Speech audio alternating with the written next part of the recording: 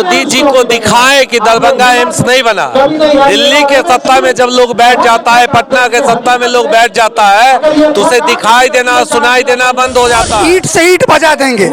अगर नरेंद्र मोदी ये सोच रहे हैं कि बिना मिथिला के वोट से हम प्रधानमंत्री बन जाएंगे, जी को ये पता है, उनके मंत्रियों को ये पता है कि एम्स बन भी गया, या फिर यहाँ के लोगों को मूर्ख समझते हैं, सोचते हैं कि अपने भाषण में कुछ भी बोल के चले जाएंगे, लोग समझ जाएंगे, तो उनको ये भूल है। हाथ जोड़ के आपके चैनल के माध्यम से अगर अमित शाह जी हमारी बात सुन ले तो कहूं कि तुरंत अगर आप मखाना के प्रोजेक्ट में दिमाग लगा रहे हैं, हट जाइए।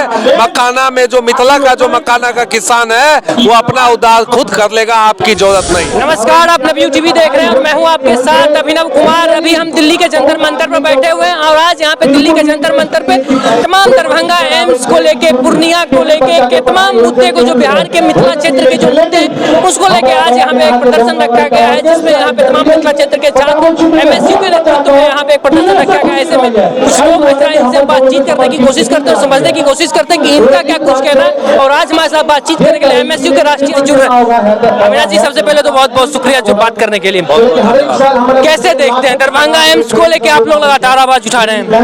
मोदी जी कहते हैं कि प्रधानमंत्री जी कहते हैं कि दरभंगा एम्स तो बन गया है, आप लोग कैसे देखते हैं इसको लेके? आपने आमरण अनशन भी दरभंगा में किया था, किस प्रकार से देख रहे हैं? देखिए, हम लोग जंतर मंतर पे इसीलिए आए हैं कि मोदी जी को दिखाएं कि दरभंगा एम्स नहीं बना। दिल्ली के सत्ता में जब लोग बैठ जाता है, पटना के सत्ता में लोग बैठ जाता है, तो उसे दिखाई देना सुनाई देना बंद हो जाता है। तब जनता जाग कर आती है और इन्हें जगाने का काम करती है। आज हम जंतर मंतर पर इसीलिए आए हैं। हम मोदी के सरकार को जगा रहे हैं, मोदी जी के सरकार को, एनडीए के सरकार को, कि दरभंगा के जनता को ठगना बंद करो। उसकी जो बहुप्रतीक्षित मांग है दरभंगा एम्स, उसको तत्काल बनाने का काम करो। इस हेतु तत्काल पहल करने की जरूरत है। अभी से कुछ दिन पहले अमित शाह भी आपके क्षेत्र में गए हुए थे, सीतामढ़ी में साथ उनका रहना था।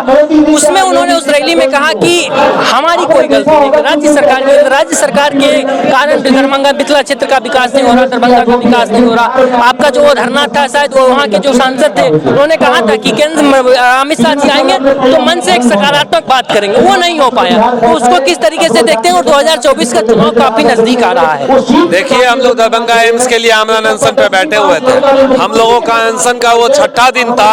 लगातार हमारी सरकार से वार्तालाप हो रही थी और हमें सरकार के लोगों के द्वारा बताया गया कि अमित शाह जी आएंगे और दरभंगा एम्स के लिए कोई सकारात्मक कदम उठाने की बात करेंगे, कोई सकारात्मक क्लू देंगे कि एम्स बनेगा।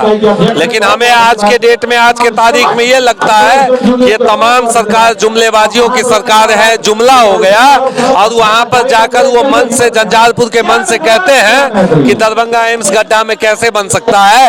इसी राजनीतिक सोच के खिलाफ आज हम लोग यहाँ आए हैं और उन्हें बताना चाहते हैं कि लोलैंड के नाम पर अगर दरभंगा, मधुबनी या मिथिला क्षेत्र का प्रोजेक्ट लटकाया जाएगा तो पूरे मिथिला क्षेत्र में लोलैंड में कोई प्रोजेक्ट नहीं लग सकता है। हम लोग एक छोटा सा घर भी बनाते हैं तो उसको भर के बनाते हैं। तो इस बात के नाम पर मैं प्रोजेक्ट को लटकाने का काम न करें, प्रोजेक्ट पे तत्काल काम करें। तो क्या 2024 का जो लोकसभा चुनाव होगा उसमें आप लोग क्या केंद्र सरकार के खिलाफ बात करेंगे, या फिर एमएसयू के जो नेतृत्व है वहाँ पे आप लोग चुनाव अपनी पार्टी का चुनाव लड़ेंगे, क्या करेंगे? देखिए, पिछले 10 सालों का तो हमने काला चिट्ठा यहाँ रखा है। ना एक हाईवे बना, ना एक रेलवे लाइन बना, ना एक नई ट्रेन मिली, ना एक उद्योग धंधा मिला, ना एम्स खुला, ना एयरपोर्ट खुला। किस मुंह से इनके सांसद, इनके विधायक जाएंगे 2024 में वोट मांगने के लिए?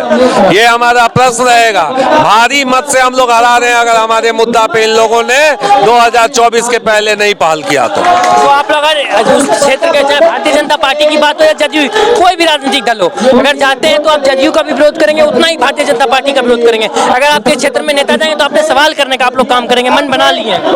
देखिए, पिछले 17-18 सालों का इतिहास उठाइएगा। 14 साल तक भारतीय जनता पार्टी और जनता दल यूनाइटेड एक साथ सरकार चलाई है। आज दोनों अलग हो गई तो नौटंकी शुरू कर दी। हम इन्हीं बातों को जनता को जागरूक कर रहे हैं और जनता को बता रहे हैं कि आपको इन बातों पे चिंतन करना चाहिए। जब दोनों एक साथ थी तब कौन सा डेवलपमेंट का गंगा बहा दिया, तब कौन सा विकास का गंगा बहा दिया। आज दोनों अलग हो गया तो राजनीतिक नौटंकीबाजी क्यों हो गया? चाहे वो पूर्णिया एयरपोर्ट का बात हो, चाहे वो केंद्रीय विद्यालय का बात हो, चाहे दरभंगा एम्स का बात हो, सब जगह कहा जाता है कि केंद्र सरकार नहीं काम कर रही है। अरे केंद्र सरकार नहीं काम कर रही है तो राज्य सरकार क्या क्या कर रही है? जब राज्य सरकार में दोनों एक साथ थी तब क्या कर रही थी, ये हमारा सवाल है। आज आप लोग का यहाँ धरना प्रदर्शन हो रहा है, पहली बार तो आए नहीं है, हर बार आते हैं, हर 6 महीने 4 महीने पे एक बार आ जाते हैं, लेकिन सरकार आपकी बात नहीं मानती। वहाँ हमारे अनशन भी कर लिए, कोई फर्क नहीं पड़ा। कहा गया कि मंत्री जी जाएंगे तो कुछ सकारात्मक बात करेंगे दरभंगा एम्स को लेकर। मोदी जी तो एक बार कह ही दिए कि दरभंगा एम्स बन गया, लेकिन आप लोग कह रहे बन ही नहीं गया, क्या है मतलब? देखिए, सरकार जब निरंकुश हो जाता है ना तो वो किसी का बात नहीं सुनती, और अभी की जो सरकार है वो निरंकुश सरकार है, वो सिर्फ हमारी ही नहीं किसी की भी बात नहीं सुनती। पिछले 2015 की जब मैं बात करूं, जब एम्स की घोषणा हुई तब से हम लोग लगातार मेहनत कर रहे हैं। मोदी जी को ये पता है, उनके मंत्रियों को ये पता है कि एम्स बन भी गया, या फिर यहाँ के लोगों को मूर्ख समझते हैं, सोचते हैं कि अपने भाषण में कुछ भी बोल के चले जाएंगे, लोग समझ जाएंगे। तो उनको ये भूल है, उनको पता नहीं है कि मिथिला स्टूडेंट नाम का एक संगठन है जो उनको बार बार याद दिलाती रहेगी, और तब तक याद दिलाती रहेगी जब तक वो एम्स का निर्माण दरभंगा क्षेत्र में कर न दे, जब तक वो एयरपोर्ट का निर्माण पूर्णिया में कर न दे, जब तक दरभंगा एयरपोर्ट को पूरा निर्माण कर दिया न जाए प्रॉपर तरीके से, जो उसकी बिल्डिंग है उसकी निर्माण न हो जाए, और केंद्रीय विद्यालय जब तक मधुबनी में ना मिल जाए तब तक हम उनको याद दिलाते रहेंगे। 2024 का चुनाव नजदीक है, उसको किस तरीके से देखते? देखिए, 2024 की चुनाव हर बार की तरह चुनाव होगी, और चुनाव में हम लोग हमेशा से इनको जो हराने का कोशिश करेंगे, इसलिए कोशिश करेंगे क्योंकि ये हमारे मिथिला क्षेत्र को पूर्ण रूप से, एकदम बिल्कुल रूप से सौतेला व्यवहार जिसको कह सकते हैं, मतलब इनको कोई मतलब ही नहीं है। एक होता क्या है, अगर एक व्यापारी माइंड भी होता है तो व्यापारी माइंड क्या सोचता है कि जहां से ज्यादा प्रॉफिट होता है वहां पे ज्यादा इंफ्रास्ट्रक्चर लगाओ। मैंने थोड़ी देर पहले बताया अपने भाषण में, अपने स्पीच में, कि दरभंगा जो है वो इनको सबसे ज्यादा रेवेन्यू देती है एयरपोर्ट में। तो इनको सोचना चाहिए कि एक दरभंगा में एक सिंगल एयरपोर्ट के कारण मुझे इतना रेवेन्यू मिल रहा है, तो अगर हम पूर्णिया में एयरपोर्ट बनाते हैं तो कितना रेवेन्यू मिलेगा। अगर दरभंगा रेलवे स्टेशन हमें इतना दे रही है रेवेन्यू, तो अगर मैं और भी दूसरे जगह को क्षेत्र को विकसित करेंगे तो कितना मिलेगा। लेकिन इनका दिमाग भी पूरा बिजनेस के रूप में नहीं है, क्योंकि इनका नाम है सौतेला व्यवहार करना, और सौतेला व्यवहार कर रहे हैं। तो इसके लिए हम लोग पुरजोर इनका विरोध करेंगे। 2024 में दरभंगा मधुबनी जैसे मिथिला के जो भी लगभग 22 जिला है, 22 जिला में हराने का कोशिश करेंगे, और ये कोशिश चाहे जितना भी हो, जिस हद तक हो, हम लोग करते रहेंगे। एक सवाल हमको जरा बताइए, गृह मंत्री अमित शाह जब गए थे तो मन से खुले तौर पे एक बात कही थी, मिथिला मखाना का उन्होंने जिक्र किया था और G20 का जिक्र किया था। मिथिला क्षेत्र की जब बात हो रही थी विकास की, तब उन्होंने कहा था कि हमने मिथिला क्षेत्र के लिए बहुत कुछ किया, हमने मिथिला मखाना को अंतर्राष्ट्रीय लेवल G20 की मीटिंग हो रही थी, उस दौरान हमने मिथिला मखाना को प्रोत्साहन दिया, अन्य जो विदेशी मेहमान आए थे उसको हमने किया। उनका कहना था कि हम तो इतना कर रहे हैं, आप लोग हमारे साथ आइए। तो इससे आप लोगों को संतुष्ट नहीं है क्या? देखिए, पिछले 3 सालों का डेटा उठा के देखिए, आज से 3 साल पहले मखाना क्लस्टर के नाम पे जो पैसा एलोकेशन का बात हुआ, उसमें बोला गया 10,000 करोड़ रुपया खर्चा करेंगे। खर्चा कितना खर्चा हुआ? 3 करोड़, बस 3 करोड़ रुपया किसानों को मिला। और तो और पिछले 3 सालों से मखाना के जितने किसान हैं वो दिवालिया हो गए। 40 रुपए 60 रुपए मखाना का काला वाला जो बोरी होता है वो बिक रहा है। पिछले साल भी 60 रुपए 50 रुपए बिका, और इस साल भी वही हाल है। मैं तो कहता हूं कि इन लोगों को छोड़ देना चाहिए। मखाना का क्लस्टर का विकास जो बात कर रहे हैं, मखाना को जो राजनीतिक मुद्दा बना रहे हैं, जब तक इन्होंने नहीं बनाया तब तक मखाना का किसान कमा रहा था, मखाना में लगे हुए मजदूर व्यापारी कमा रहे थे। जब से इन लोगों ने मखाना को राजनीतिक हथियार बनाना शुरू किया, मखाना का किसान मजदूर तो बर्बाद हो गया, उसको तो एक पैसा कमाई नहीं हो रहा है। मैं तो हाथ जोड़ के आपके चैनल के माध्यम से अगर अमित शाह जी हमारी बात सुन ले तो कहूं कि तुरंत अगर आप मखाना के प्रोजेक्ट में दिमाग लगा रहे हैं, हट जाइए। मखाना में जो मिथिला का जो मखाना का किसान है वो अपना उद्धार खुद कर लेगा, आपकी जरूरत नहीं। मिथिला एम्स की मांग कर रहे हैं, मुख्य मांग तो वही है। कैसे देखते हैं मिथिला एम्स के मुद्दे को? क्योंकि केंद्र सरकार हो, राज्य सरकार हो, इस बात पे बात करने के लिए तैयार नहीं। केंद्र सरकार कहती है कि एम्स तो बन गया, आप कैसे देखते हैं? एम्स कहाँ बन गया? दरभंगा में बन गया। प्रधानमंत्री मोदी का आपने भाषण सुना होगा। नहीं, दरभंगा में बन गया, कहाँ पे है एम्स दरभंगा में? हमें नजर तो आना चाहिए ना। आज यहाँ दिल्ली एम्स में देखिए, अगर 100 आदमी अगर एम्स में दिखाने के लिए आया हुआ है तो उसमें 87% जो है सो यहाँ के हैं। आप अपने बिहार के, वो भी मैथिल समाज के।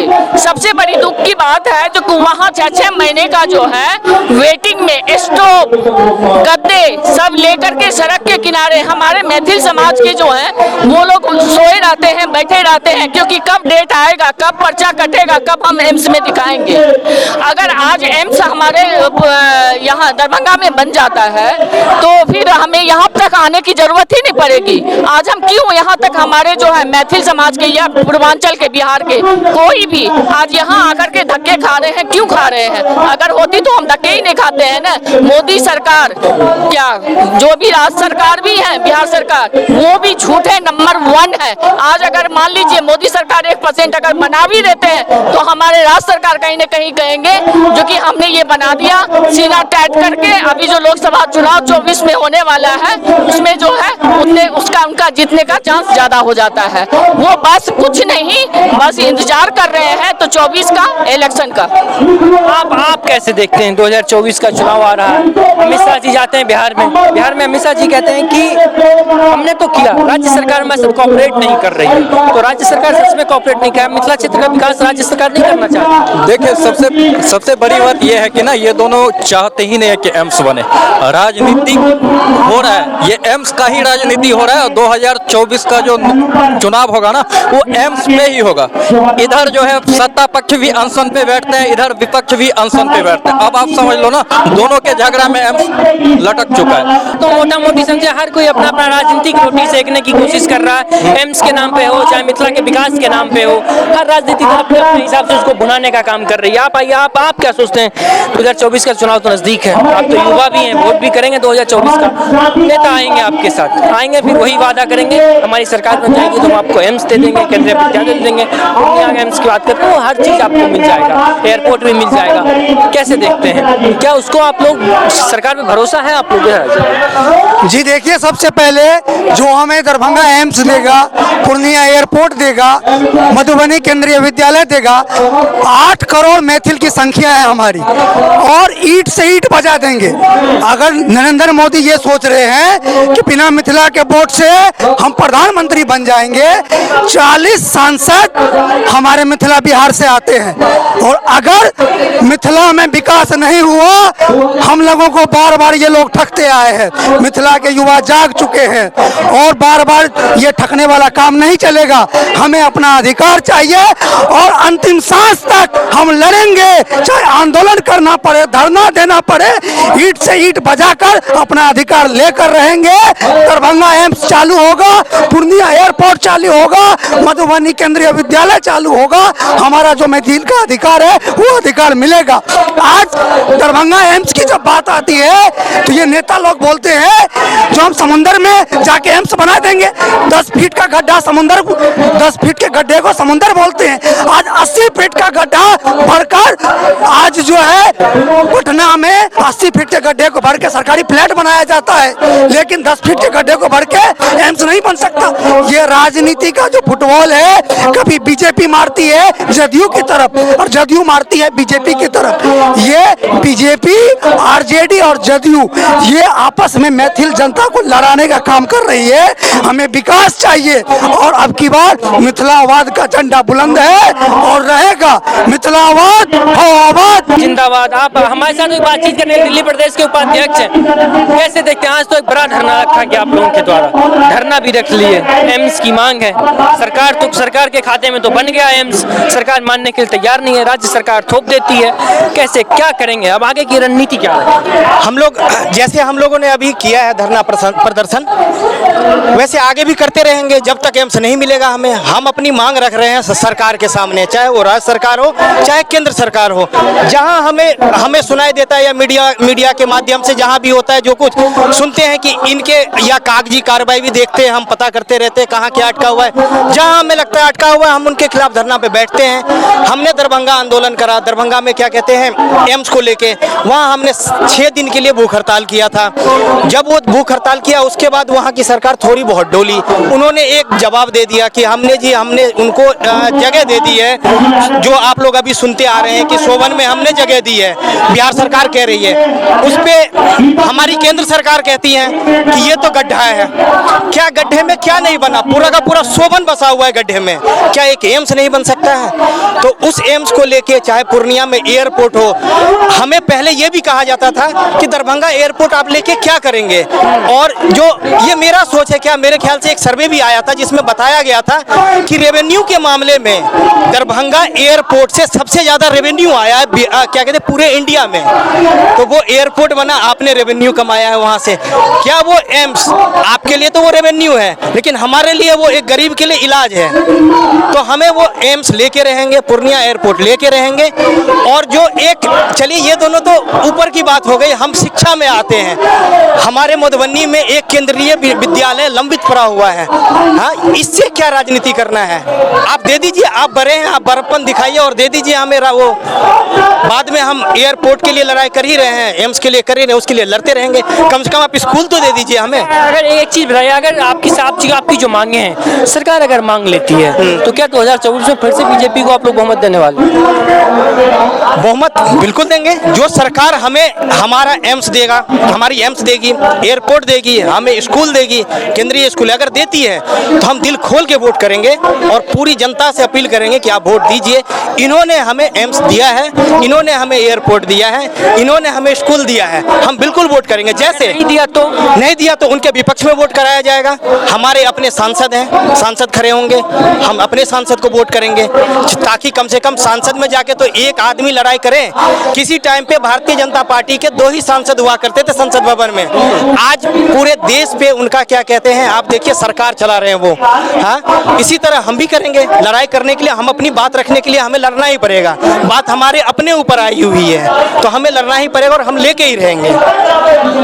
तो ये यहाँ पे तमाम मिथिला क्षेत्र के तमाम युवा थे जो यहाँ पे आज चाहे दरभंगा एम्स को लेकर, तमाम एयरपोर्ट को लेकर, तमाम मुद्दे को लेकर आज यहाँ पे एक प्रदर्शन रखा गया था। तो अब देखना है कि इस धरने से सरकार पे कितना कुछ असर पड़ पाता है। तो फिलहाल के लिए इतना ही, बाकी की तमाम को देखते हैं। नवी टीवी, धन्यवाद।